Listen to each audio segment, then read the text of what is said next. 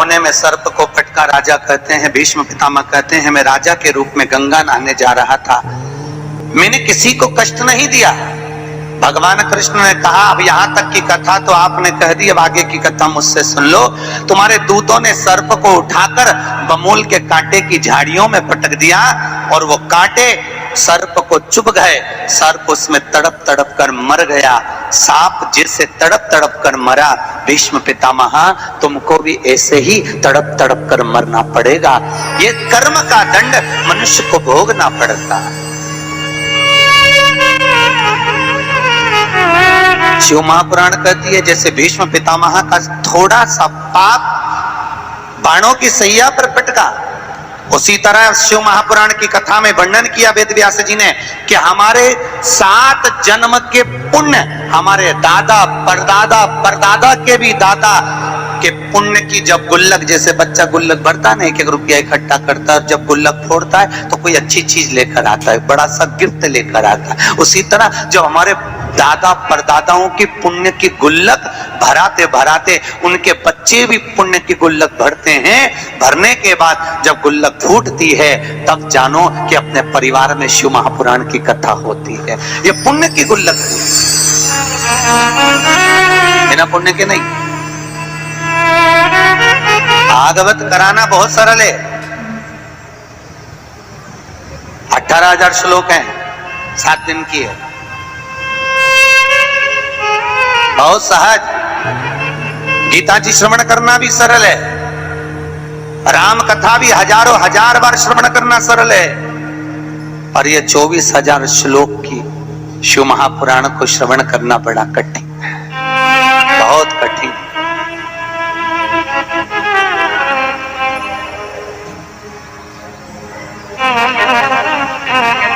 बहुत दूर का नाथ है भोलेनाथ, बहुत दूर।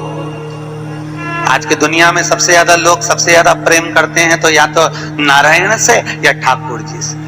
भोलेनाथ जी का तो प्रसाद लेना भी कई लोग पसंद नहीं करते। कोई कहता है हम नारायण वाले, हम शंकर जी के मंदिर नहीं जाएंगे, हम प्रसाद नहीं लेंगे। कोई कहता है हम श्री जी वाले, हम शिव जी के मंदिर नहीं जाते, हम शंकर जी का प्रसाद नहीं लेते। भोलेनाथ जी बोले भले प्रसाद मत लो, भले मेरी पूजन मत करो, भले मेरे मंदिर मत आओ, मुझे कोई चिंता की बात नहीं है। शंकर जी बोले जीते जी नहीं आएगा, मरने के बाद तो आएगा। क्योंकि भोलेनाथ जी को तो उनके ससुर ने श्राप दिया है, दक्ष प्रजापति ने शंकर जी को श्राप दिया था, हे शिव, हे शंकर, हे भोलेनाथ, तुमने मेरा अपमान करा है। दक्ष प्रजापति बोले मैं तुम्हें श्राप देता हूं कि तुम शमशान में निवास करोगे। शंकर जी बोले जीते जी नहीं आएगा, तो मरने के बाद तो शमशान आएगा, तब निपटूंगा तेरे से। अभी भले मेरा नाम मत ले, ऐसी गीली लकड़ी में जलवाऊंगा, 3 दिन तक ठंडा नहीं करवाऊंगा। काय को चिंता करता, अटक के रखूंगा। भगवान शिव का नाम लेकर बद्रिकाश्रम में चने की दाल का दान। अच्छा, इसलिए केदारनाथ में जपा जाता है नारायण नारायण, और बद्रिकाश्रम में जपा जाता है ओम नमः शिवाय। दोनों जगह विपरीत दशा है। केदारनाथ जी में क्या जपना चाहिए? श्रीमन नारायण, ओम नमो भगवते वासुदेवाय, श्री कृष्ण शरणम मम। ऐसे केदारनाथ जी में बैठकर भगवान का नाम का जाप करना चाहिए। और बद्रिकाश्रम में जब भी जाओ तो मुख से ओम नमः शिवाय, ओम नमः शिवाय। जैसे व्यक्ति का कोई काम नहीं हो रहा हो, बहुत दिन से लगे, बहुत समय से लगे, ये काम हो ही नहीं रहा, तो शंकर जी का नाम को उल्टा कर कर जपना चालू कर दो। नमः शिवाय ओम। सीधा नाम क्या है? ओम नमः शिवाय, शिवाय नमः ओम।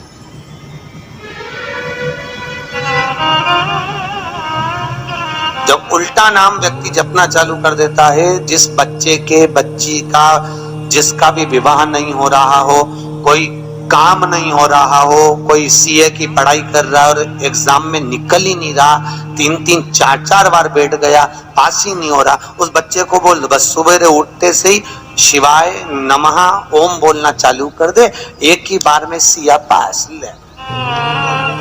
कहा कर दो, जॉब नहीं लग रहा, जब उल्टा उल्टा चपले। ये उसी में का हाल है। जैसे किसी व्यक्ति से अपने को पैसा लेना और दे नहीं रहा, क्या करना है?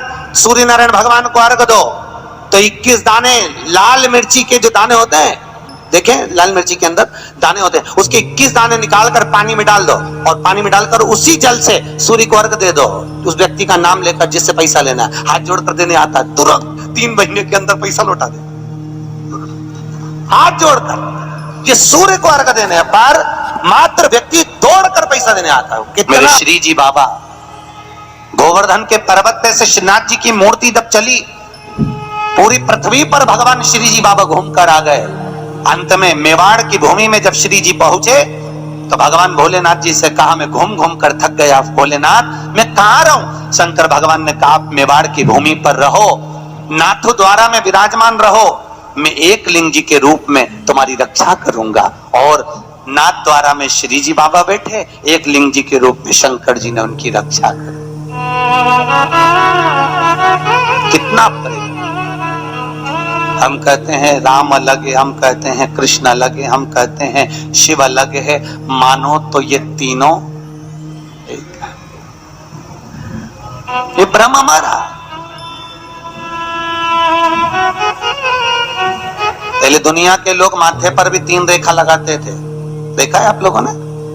शिव जी को लगती है 3, नारायण को लगती है, अरे बोलते जाओ, 3, 2 सफेद 1 लाल है, वही 3। बस इनकी आड़ी है, इनकी खड़ी है। श्री जी बाबा का अगर फोटो का दर्शन करना, श्रीनाथ जी की मूर्ति का दर्शन करना, तो ऊपर ऐसी मात्रा लगी दिखेगी, यू मार्ग का तिलक, और अंदर से सोने की 3 रेखा लग दिखेगी। उनको भी लगती है 3, सत्यम शिवम सुंदरम, ये 3।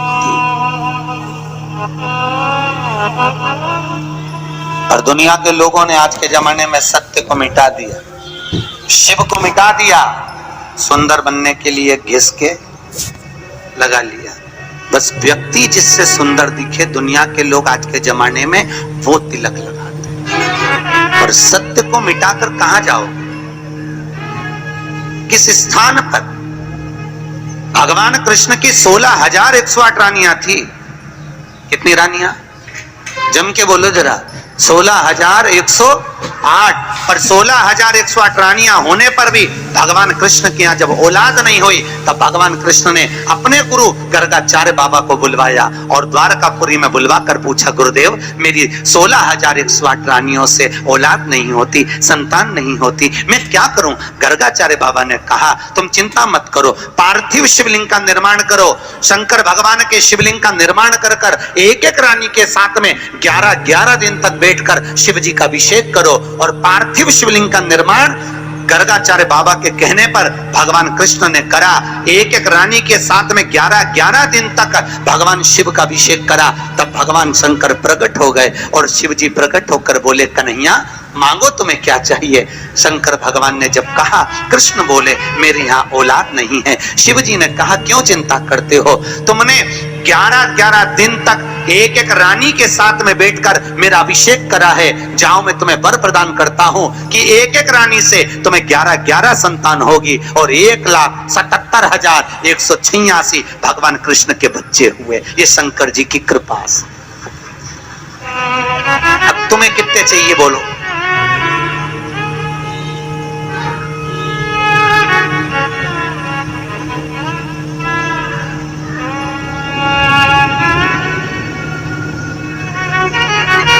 भगवान कृष्ण के यहाँ अगर औलाद हुई तो किसकी कृपा से?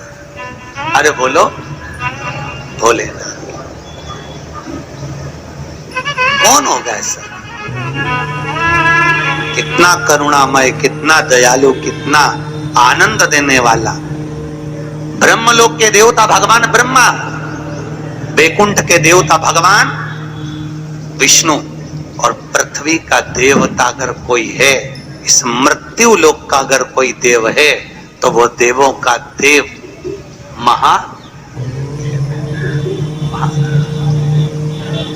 पृथ्वी का देव है। और दुनिया के लोग ऐसे हैं ना कि बहुओं की आदत रहती है, पड़ोसन के तो खूब पांव पड़े, पड़ोसन की अम्मा के तो खूब चाय भी पिला दे, पर घर की सास के तो 30 त्योहार पे भी पढ़ ले तो बहुत बड़ी बात है, बहुत बड़ी। घर के लोगों की आदत ही ऐसी होती।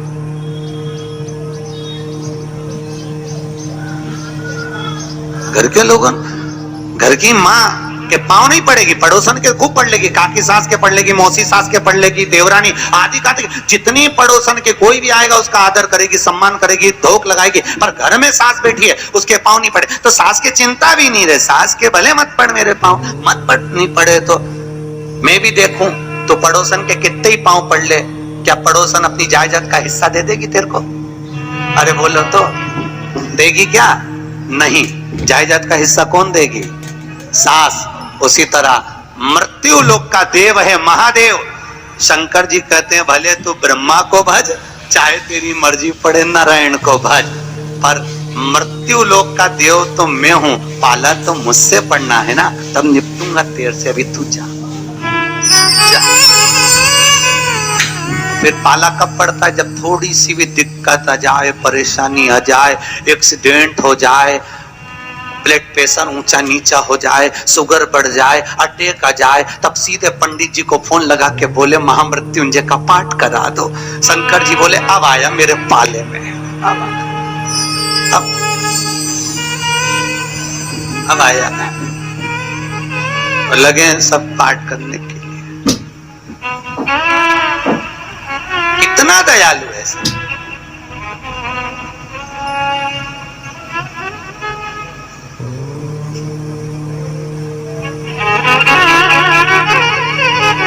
भगवान नारायण का अगर विवाह भी कराने वाला कोई है लक्ष्मी से तो वो मेरा शिव ही है। कौन ने कराया था विवाह? शंकर भगवान। क्या नाम है माता लक्ष्मी की, माता जी का?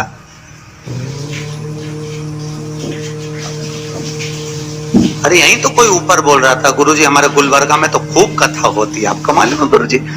खूब कथा हुए हमारे यहाँ, खूब कथा चले। तो हमने कहा अच्छी बात है, बताओ जल्दी से माता लक्ष्मी जी की माँ का नाम क्या है?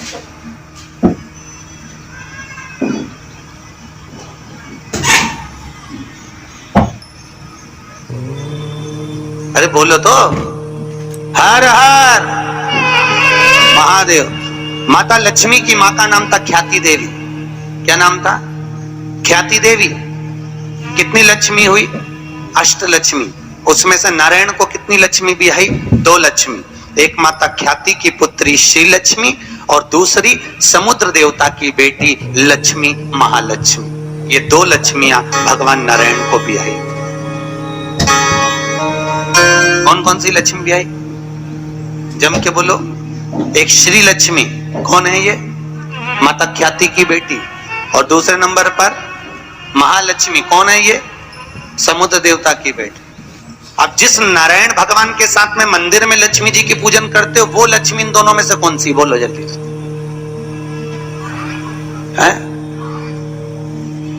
महालक्ष्मी तो मात्र 7 दिन तक भगवान नारायण के साथ रुकी थी और 7 दिन रुकने के बाद में जब श्री लक्ष्मी ने भगवान शिव से जाकर निवेदन करा, भोलेनाथ मेरे प्रभु नारायण का विवाह समुद्र देवता की बेटी महालक्ष्मी के साथ भी हुआ है, आप करुणा करिए। तब भगवान भोलेनाथ ने पार्वती जी का एक मंगल सुमंगल आनंदमय तीज का व्रत बताया।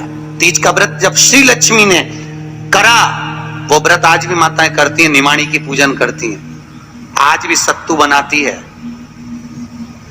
और 3 तरह का सत्तू बनता है, आटा का, बेसन का और चावल का। तीनों का अलग अलग प्रमाण है। कल आपको कथा में बताएंगे कि आटे के सत्तू का क्या प्रमाण है।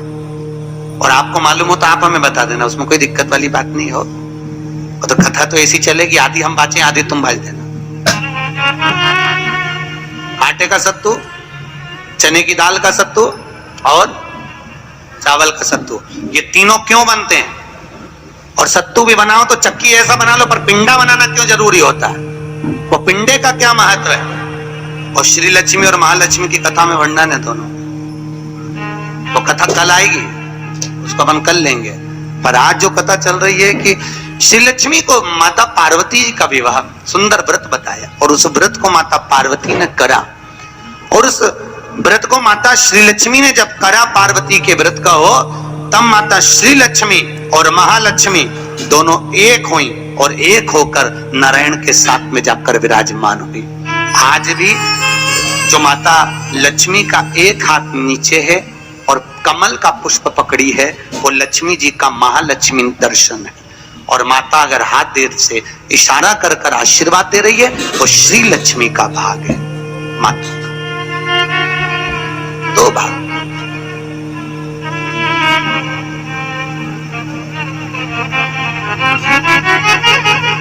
दो भाग में विराज। आज बाबा भोलेनाथ की कथा कह रही, करुणा सागर भगवान शिव जो आनंद की राशि हैं, मृत्यु लोक का जो देव है महादेव, पृथ्वी पर रहने वाले जीवों को कष्ट ना हो, उनको सुख ही देने वाले, सदा प्रसन्नता प्रदान करने वाले। बद्रीनाथ किसका था?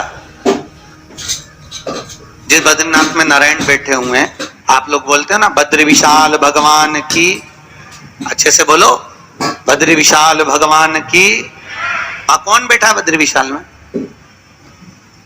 अरे बोल दो। तुम तो बोलने में भी घबराने लगे कि महाराज ना जाने क्या बोल देगा, पट्टा ही ठिकाने। कौन बैठे वहां पर? नारायण बैठे कि नहीं बैठे? तो वो बद्री विशाल किसका था? जिस बद्री विशाल के मंदिर में बद्री विशाल बैठे हैं, भगवान नारायण विराजमान हैं, वो बद्रीनाथ की भूमि किसकी थी? भगवान शिव और पार्वती का निज घर था। शिव और पार्वती वहां निवास करते थे, शंकर और पार्वती वहां रहते थे। एक बार भगवान नारायण के साथ में लक्ष्मी मैया भ्रमण के लिए निकली बद्री का आश्रम, अलकनंदा नदी के तट पर। और माता लक्ष्मी ने जैसे ही बद्रिकाश्रम को देखा, इतना सुंदर आश्रम, नारायण ने शिव जी को नमन करा, शंकर ने नारायण को नमन करा, दोनों एक दूसरे को नमन करे। और इतने में नारायण लक्ष्मी को लेकर वापिस जाने लगे तो लक्ष्मी जी ने नारायण को रोक लिया और कहा, प्रभु रुकिए, मेरे वचन को सुनो, ये बद्रिकाश्रम मुझे बहुत अच्छा लग रहा है, नाथ कुछ भी करो पर यह बद्रिकाश्रम मेरा होना चाहिए। भगवान नारायण ने कहा, लक्ष्मी ये कभी नहीं हो सकता, क्योंकि यह शिव का वासा, ये शंकर की जगह, ये भोलेनाथ जी की जगह है। और अगर ये शंकर जी का निज निवास है, शंकर जी का स्थान है, तो तुम्हारा कैसे हो सकता है? लक्ष्मी जी बोली, प्रभु चाहे कुछ भी हो जाए पर ये बद्रिकाश्रम मेरा होना चाहिए। लक्ष्मी जी जिद बैठ गई। होता है, पत्नी अगर जिद बैठ जाए तो तुम्हें तो मालूम है, आधी रात के मेडिकल खुलवा के बाम की शीशी लेके आए, तो वो तो बद्रिकाश्रम। लक्ष्मी जी जिद पर अड़ गई। भगवान नारायण ने लक्ष्मी को खूब समझाया, क्यों उपद्रव करती है लक्ष्मी, मान जा, वो अपना नहीं है, जो अपना नहीं है वो अपना कैसे हो सकता है? नहीं प्रभु, मुझे तो वो बद्रिकाश्रम भाग गया और मुझे चाहिए, चाहे कुछ भी करो।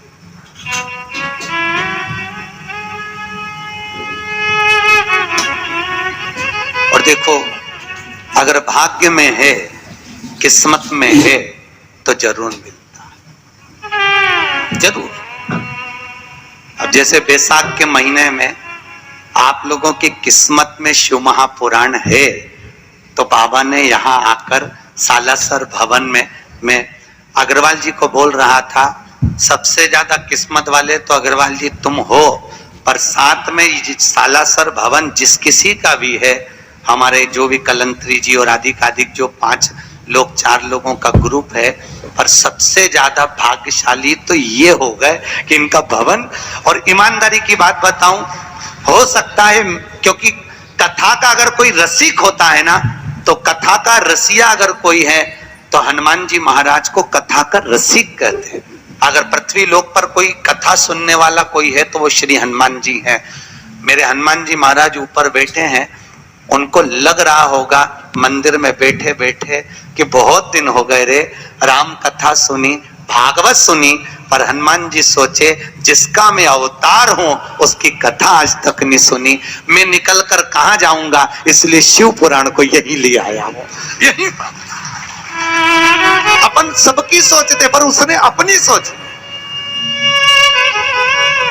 आज पंडित जी ऊपर सवेरे घंटी हिलाकर पूजन कर रहे थे, मैं समझ गया, मैंने कहा हो जाओ तैयार, कथा की तैयारी है। ये